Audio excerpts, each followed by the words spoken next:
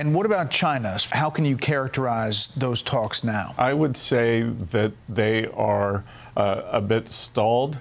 I believe that we will be having more talks with them in the next few weeks, and I believe we may at some point have a call between the president and party chair Xi. This is going to require both leaders to weigh in, and I am confident that the Chinese will come to the table when President Trump makes his preferences known.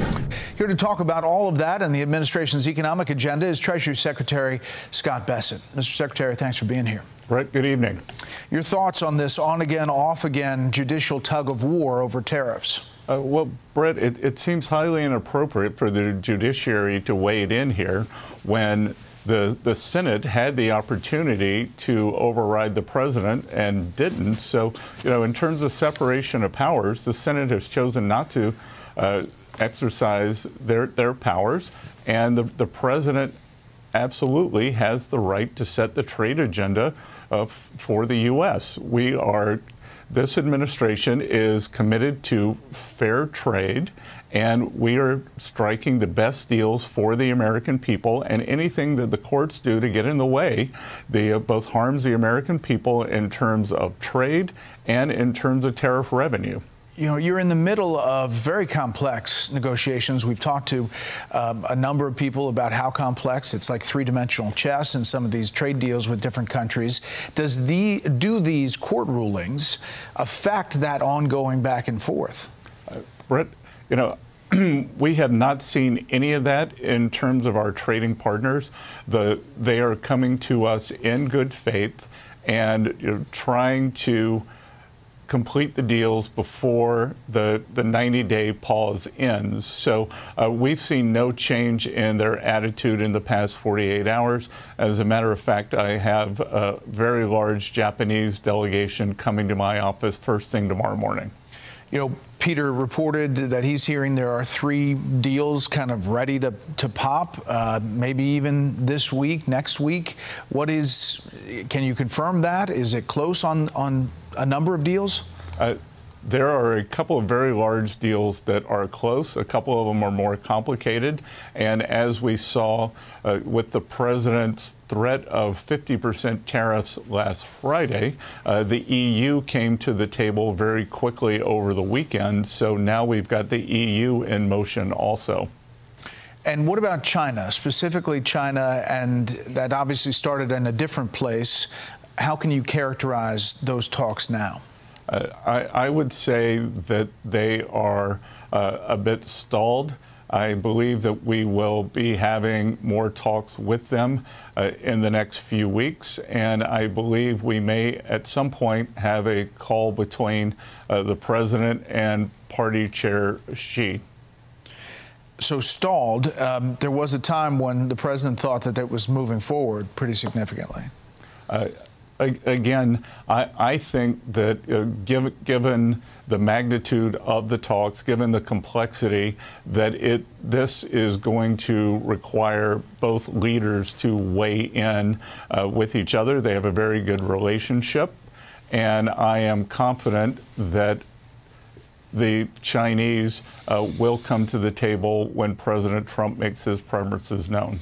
All right, so let me go from tariffs to budget and tax policy as the Senate now takes on the president's so-called big, beautiful bill. Here's Goldman Sachs weighing in on where the debt stands. We now have a big U.S. budget debate.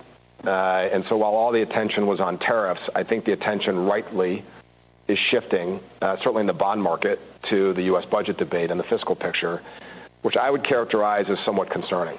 I think that we're going to run larger deficits pretty clearly as far as the eye can see, and we're going to have more U.S. Treasury borrowing. So I think the big risk on the macro right now is actually not so much tariffs.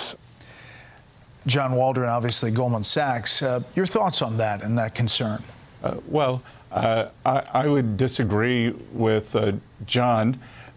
And the tariffs are not separate from the budget because while we will not be able to score tariff income for the CBO scoring that we'll see as the bills come out of the, or as the bill comes out of the Senate.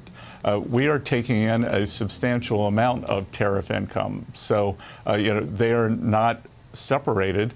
And I'm not sure exactly what John meant, because I believe that the deficit will be smaller this year than it was last year. It will be smaller next year than it is this year. So we will be running deficits. We didn't get here in the 120 days that President Trump has been president this time. We inherited the largest peacetime, non-recessionary deficit in history. And this debt has been built up over time. And I think by the time President Trump leaves office in 2028, we will have come back to the long-term average. We will have stabilized the debt to GDP, and that number will be going down. Obviously, there's critics up on Capitol Hill. Conservatives don't think this bill cuts enough. You seem to be suggesting that the growth element of the equation is going to help lift the country out of the concern of deficit and debts. Well, that's exactly it, Brett. And look, there are two parts here. And when I look in the mirror in the morning, I see a deficit hawk. So I'm very sympathetic to some of the senators who want to do more now. But again, we did not get here in 1 year. We can't solve this in a year. We are going to land this plane well for the economy, for the American people, and that is going to be done through a combination of restraining and cutting spending and growing the economy, because too big of cuts and the economy would slow down. So, nobody wants that. And then, of course, the ultimate calamity, Brett, would be for nothing to happen and for us to have the biggest tax increase in U.S. history, which would kill growth and balloon the deficit even beyond the Biden years. Elon Musk is officially leaving his special government employee status. It was set to come to an end. As he leaves, Doge is looking at about $175 billion of cuts that they've found, and the administration is going to send forward, we're told, a $9.4 billion Doge cut package to Congress next week. And it's trying to make good on promises to slash government spending. However, obviously, that's well short of what was projected and what was talked about at the beginning. How do you characterize that as Musk leaves and where Doge is right now? Obviously, it's not finished all of its work.